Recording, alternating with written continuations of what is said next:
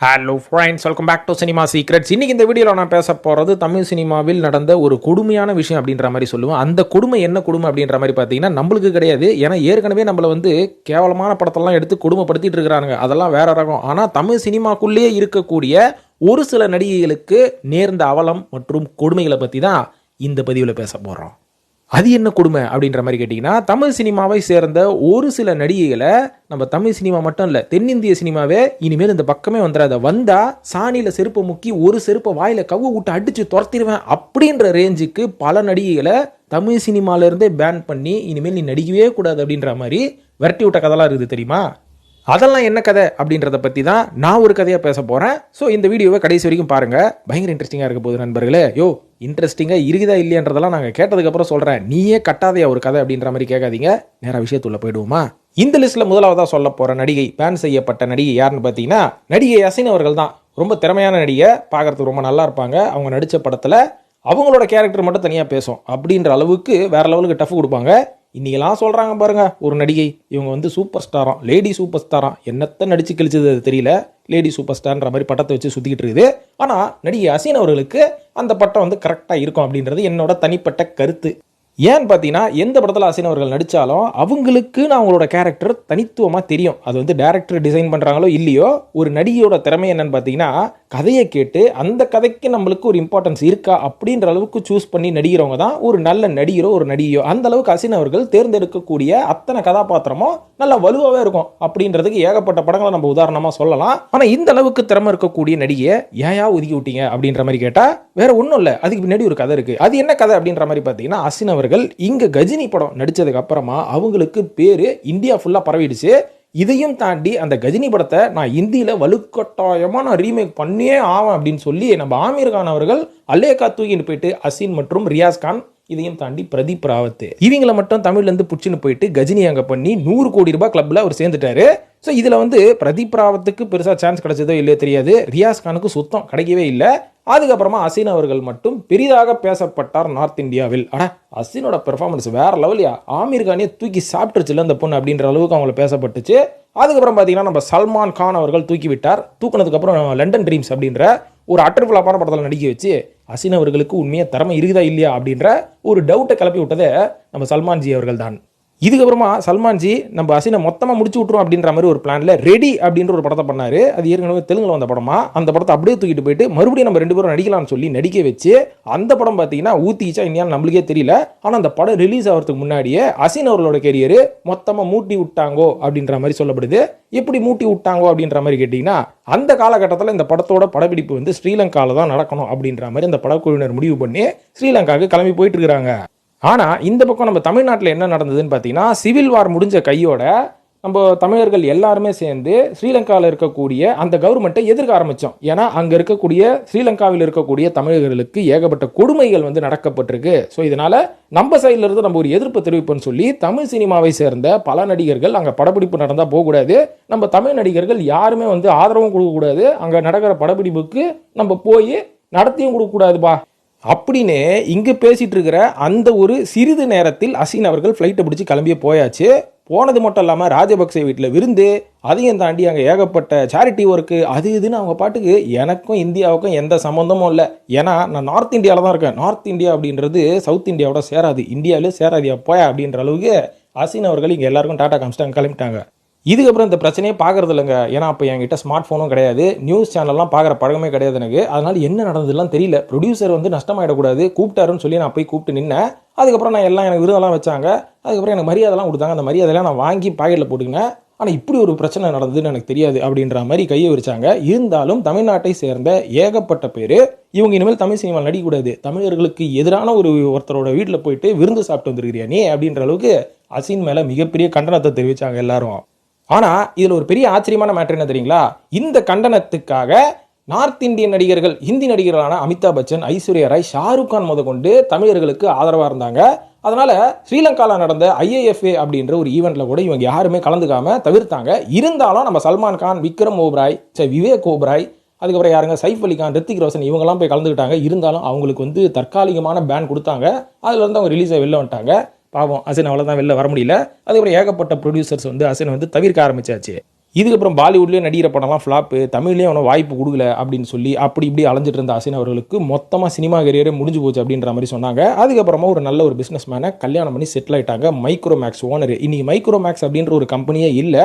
So Asin அவர்கள் என்ன பண்ணுறாங்கன்னு தெரியல. இன்ஸ்டாகிராமில் கடைசியாக ஒரு போஸ்ட்டை போட்டாங்க ஒரு 2 வருஷத்துக்கு முன்னாடி. அதுவும் என்ன ஆச்சுன்னு தெரியல. ஸோ இப்படி தான் இருக்குது அசின் அவர்களோட நிலைமை. எங்கே வருகிறாங்க கொஞ்சம் ஏதாவது தெரிஞ்சுன்னா அப்டேட் இருந்தால் கொஞ்சம் சொல்லுங்கப்பா, நானும் தெரிஞ்சுக்கிறேன். இப்போ அசின் அவர்களை தொடர்ந்து இரண்டாவதாக சொல்ல போகிறது பிரியங்கா சோப்ரா.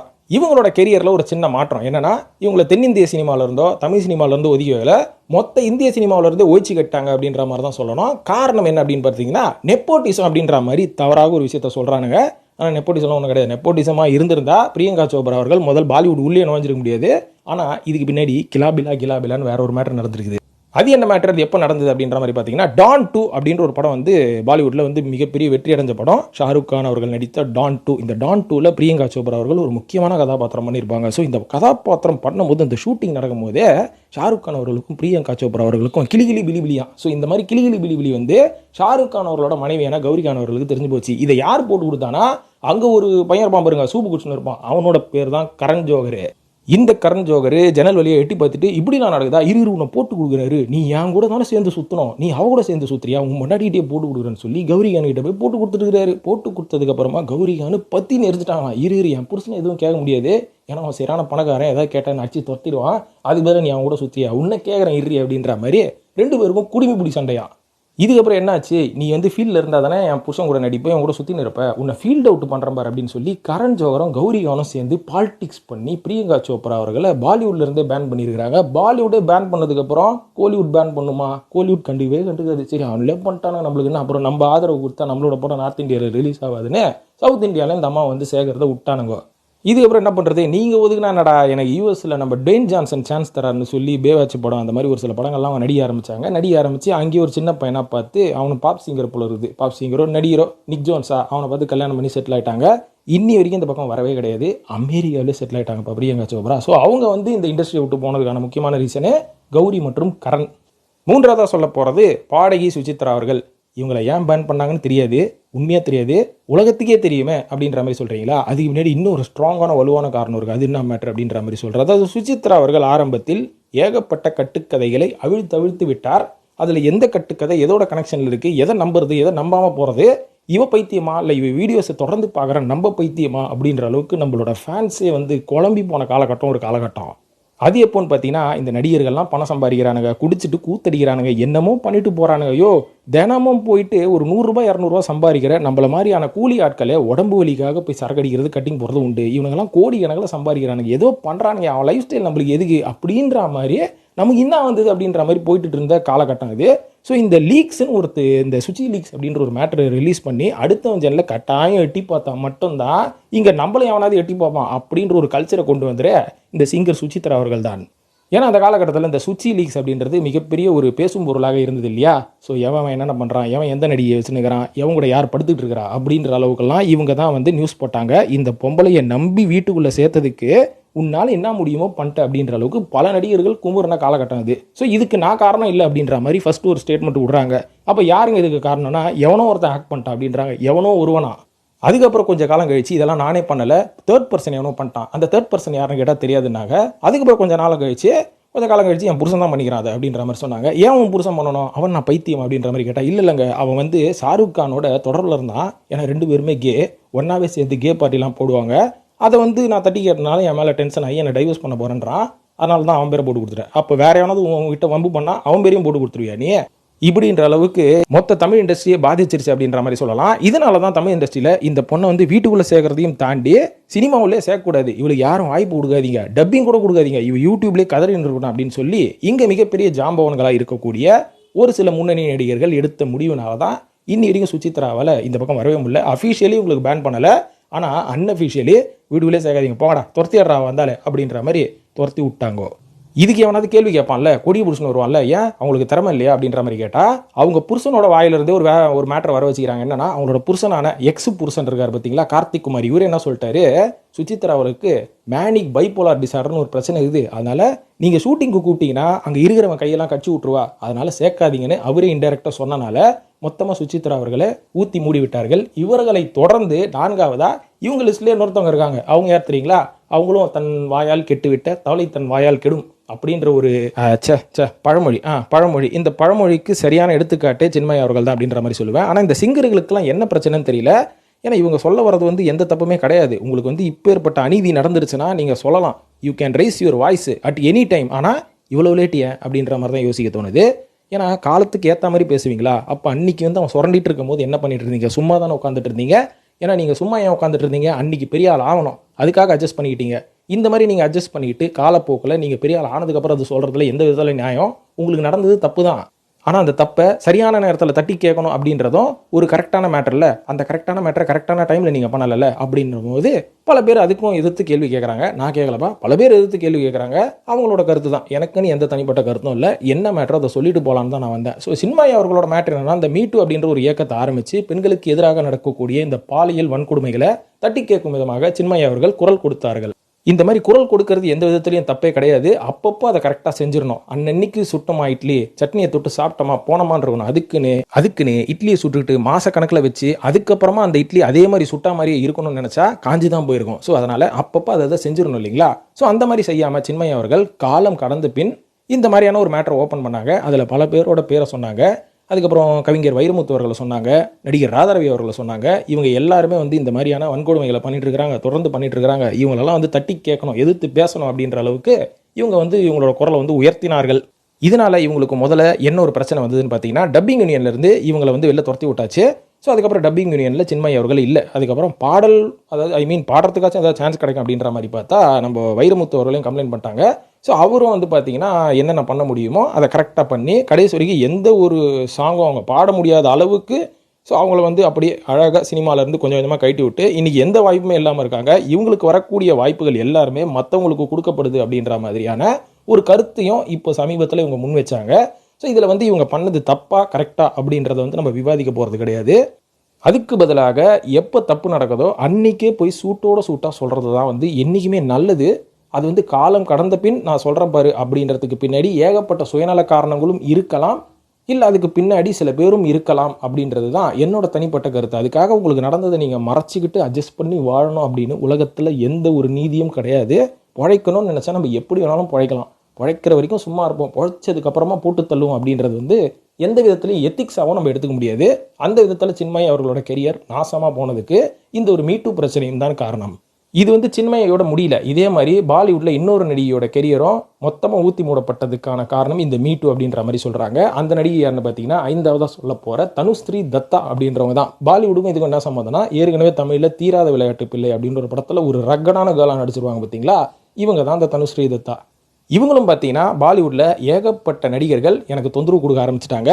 அதுலேயும் ரொம்ப முக்கியமான நடிகர் யார் தெரியுமா? இந்த நானா பட்டேகர்னு ஒருத்தர் இருப்பார் பாருங்க, அதுவும் இந்த காலா படத்தில் நடிச்சிருப்பாரு. அந்த காலா படத்தின் வில்லன் தான் எனக்கு ஏகப்பட்ட தொந்தரவும் ஹாரஸ்மெண்ட்டும் பண்ணது அப்படின்ற மாதிரி ஓப்பன் ஸ்டேட்மெண்ட்டாக 2018 வருஷம் அடித்தாங்க. அன்னையிலிருந்து இவங்களோட லைஃப்பில் ஏகப்பட்ட பிரச்சனைகள் தான் அப்படின்ற மாதிரி நான் சொல்லுவேன். உதாரணத்துக்கு இவங்களுக்கு முதல் பிரச்சனை எப்போ ஆரம்பிச்சதுன்னா, நேரடியாக இவங்களோட வீட்டுக்கே வந்து பிரச்சனை வந்துருச்சான். அது எப்படின்னா, கிட்டத்தட்ட ஒரு 2020 வருஷம் இவங்க வீட்டுக்கு டைரெக்டாக போலீஸ் வந்து, வாங்க ஸ்டேஷனுக்கு வாங்க, உங்களுக்கு ஏதோ பிரச்சனை இருக்குதாமே, வந்து என்னென்னு ஒரு ஸ்டேட்மெண்ட் கொடுத்துட்டு போங்க அப்படின்னு சம்மந்தமே இல்லாமல் இவங்களை கூப்பிட்டு என்கொயரி பண்ணுறது. எதுக்குங்க என்ன கூப்பிட்றீங்க அப்படின்ற மாதிரி இவங்க ஒரு காலகட்டத்தில் ஸ்ட்ரெஸ் ஆகி ஏகப்பட்ட போலீஸ் அடிக்கடி இவங்களுக்கு ஃபோன் பண்ணி கூப்பிட்டதாகவும், இதனால் இவங்களுக்கு கிரானிக் ஃபேட்டிக் சிண்ட்ரோம் அப்படின்ற ஒரு பிரச்சனை வந்ததாக சொல்லப்படுது.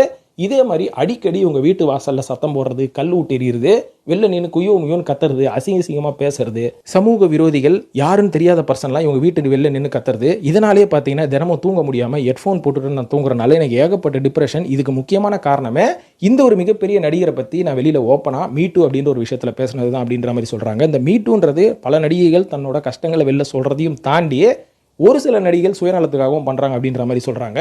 அந்த மாதிரி வந்து நம்ம ஸ்ரீரெட்டி அவர்கள் எடுத்துக்கலாம். ஏன்னா ஸ்ரீரெட்டி அவர்கள் ஆரம்பத்தில் எதனால் வெளில வந்து இவ்வளோ பேரோட பேரை சொன்னாங்க, இவங்க எல்லாரு கூடயும் நான் ஜாலியாக இருந்தேன், ஆனால் எவனுமே எனக்கு பட வாய்ப்பு கொடுக்கல, இதுதான் முக்கியமான காரணம்னாங்க. அதுக்கப்புறம் எல்லாரும் பட வாய்ப்பு கொடுத்துட்டாங்களா? இல்லை. ஆனால் ஸ்ரீரெட்டி அவர்கள் எப்படி சைலண்ட் ஆனாங்க அப்படின்ற மாதிரி கேட்டிங்கன்னா, அவங்களுக்கு கிடைக்க வேண்டிய விஷயங்கள் அவங்களுக்கு கிடச்சிருச்சு. அது என்னன்றதை ஓப்பனாக நான் வெளில சொல்ல போகிறது கிடையாது. உங்களுக்கே புரிஞ்சு போயிருக்கும் அவங்க எதுக்காக என்ன நோக்கத்துக்காக இதை செஞ்சாங்க. பட வாய்ப்புக்காக செஞ்சாங்களோ இல்லையோ, வேற ஒரு விஷயத்துக்காக செஞ்சாங்க, அந்த விஷயம் உங்களுக்கு கிடச்சி போச்சு. ஸோ இதனால் ஸ்ரீரெட்டி அவர்களை தொடர்ந்து இந்த மாதிரி நாமளும் பண்ணால் நம்மளும் லைஃப்பில் செட்டில் ஆகிடலாம் அப்படின்ற மாதிரி ஒரு சில நடிகைகள் பண்ணுறதும் உண்டு. ஒரு சில நடிகைகள் என்னோட கஷ்டத்தை அந்த காலகட்டத்தில் சொல்ல முடியல, இப்போ வாட்சம் சொல்கிறேன்டா இவனுக்கு எப்பேற்பட்ட அயோக்கியனுங்கன்னு அப்படின்னு கும்பிட்றதும் உண்டு. அவங்களுக்கும் நான் சேர்த்து சொல்லிக்கிறது என்னென்னா, அன்னைக்கு நடக்கும்போது சொல்லிக்கிட்டு போயிட்டே இருக்கணும். அதுக்கப்புறம் உங்களுக்கு அன்றைக்கி சூட்டோட சூடாக சொல்லும் போது உங்களுக்கான ஆதரவுகள் ஏகப்பட்டது எல்லார் சைடில் இருந்தும் கிடைக்கும். ஈவன் மீடியா சைட்லேருந்து கிடைக்கும். காலம் கடந்ததுக்கப்புறமா அதுக்கப்புறம் அன்றைக்கி சூட்டோட சூட்டாக உங்களுக்கு கிடைக்க வேண்டிய நியாயங்கள் கட்டாயமாக கிடைச்சே தீரும் அப்படின்றது தான் நிதர்சனமான உண்மை. அதை விட்டுட்டு காலம் போன போக்கில் அதுக்கப்புறம் நான் சொல்கிறேன் பாரு, இதுக்கப்புறம் சொன்னதுக்கப்புறம் எனக்கு நியாயம் கிடைக்கும் பாரு அப்படின்ற மாதிரிலாம் நம்ம அலைய ஆரம்பித்தோன்னா நம்மளுக்கு எந்த நியாயமும் கிடைக்காது. நம்மளோட பேர் தான் கெட்டு போகும், நம்மளோட கெரியர் தான் நாசமாக போகும் அப்படின்றதுக்கு இவங்களாம் ஒரு சிறந்த எக்ஸாம்பிள். ஆனால் இந்த லிஸ்ட்டில் சம்மந்தமே இல்லாமல் இன்னொரு நடிகை வந்து சிக்கினாங்க. அவங்க யாருன்னு பார்த்தீங்கன்னா, அவங்க தான் நடிகை இலியானா அவர்கள். அட ஆமாம்ல, இப்படி ஒரு நடிகை இருந்ததில்ல, இப்போ என்ன பண்ணிட்டு இருக்காங்க அப்படின்ற மாதிரி கேட்டிங்கன்னா, ஒன்றும் பண்ணலை. கல்யாணம் ஆகி குழந்தெல்லாம் பெற்றுக்க போகிறாங்க. சினிமா பக்கமே வரது கிடையாது. இவங்களை வந்து பேன் பண்ணது அஃபிஷியலான பேன் கிடையாது, அன்அஃபிஷியலான பேன் தான். அது முக்கியமாக வந்து நம்ம குறிப்பிட்டு சொல்லணும்னா தெலுங்கு சினிமா இண்டஸ்ட்ரி தான் இவங்களை பேன் பண்ணாங்க அப்படின்ற மாதிரி சொல்கிறாங்க. காரணம் என்னென்னு பார்த்தீங்கன்னா, எல்லா ப்ரொடியூசர்கிட்டையும் அட்வான்ஸ் வாங்கிட்டு ஷூட்டிங் பக்கமே வரது கிடையாதா. இதனால் ஏகப்பட்ட ப்ரொடியூசர்களுக்கு லாஸு. இதையும் தாண்டி சென்டிமெண்டலாக இந்த பொண்ணை எந்த படத்தில் நடிக்க வச்சாலும் இந்த படம் சரியாக போக மாட்டேங்குது அப்படின்ற ஒரு சின்ன குற்றச்சாட்டம் தெலுங்கு இண்டஸ்ட்ரியில் வந்து கொஞ்சம் உலா வர ஆரம்பிச்சிருக்குது. இதனால் கொஞ்சம் கொஞ்சமாக இலியானா அவர்களை இண்டஸ்ட்ரி வந்து ஒதுக்க டோட்டலாக அவங்களே இதுக்கு மேலே இருந்தால் நம்மளுக்கே மரியாதை கிடையாது, சினிமா இண்டஸ்ட்ரியை விட்டு போயிட்டு இன்றைக்கி குடும்பம் குட்டின்னு ஜாலியாக இருக்கிறாங்க அப்படின்ற மாதிரி சொல்லப்படுது. இனிமேல் இலியானா அவர்கள் திரும்பி சினிமாவுக்கு வரத்துக்கான வாய்ப்புகள் ரொம்ப ரொம்ப கம்மி. ஆனால் இருந்தாலும் அவங்க சந்தோஷமாக தான் இருக்கிறாங்கப்பா. ஸோ இதுதான் நண்பர்களே, நடிகைகள்லாம் வந்து இந்த இண்டஸ்ட்ரியிலேருந்து பேன் பண்ணதுக்கான முக்கியமான ரீசன். இந்த ரீசனை தாண்டி ஏகப்பட்ட நடிகர்களும் இந்த லிஸ்ட்டில் இருக்காங்க. அவங்களாம் யார் அப்படின்றத நான் அடுத்த வீடியோவில் சொல்கிறேன். இந்த வீடியோ பார்த்ததுக்கு நன்றி. மற்றும் நம்ம சேனலை சப்போர்ட் பண்ணணும்னு நினைக்கிறவங்க மெம்பர்ஷிப்பில் ஜாயின் பண்ணி சப்போர்ட் பண்ணுங்கள். நம்ம ப்ரைவேட்டாக நிறைய பேசலாம். ப்ரைவேட்டான விஷயத்தை பேசுகிறதில்ல, நம்ம பேசலாம், என்ன வேணாலும் பேசலாமே. சினிமாவை பற்றி எவ்வளோ விஷயங்கள் இருக்குது, அதெல்லாம் பேசலாம். நீங்கள் மெம்பர்ஷிப்பில் ஜாயின் பண்ணிவிட்டு என் கூட சேட்டிங் பண்ணுங்கள். மற்றும் நம்ம சேனலை ஆதரிக்கிறோம்னு நினைக்கிறவங்க தொடர்ந்து நம்ம சேனலை சப்ஸ்கிரைப் பண்ணிவிட்டு ஃபாலோ பண்ணுங்கள் நண்பர்களே. நன்றி, வணக்கம்.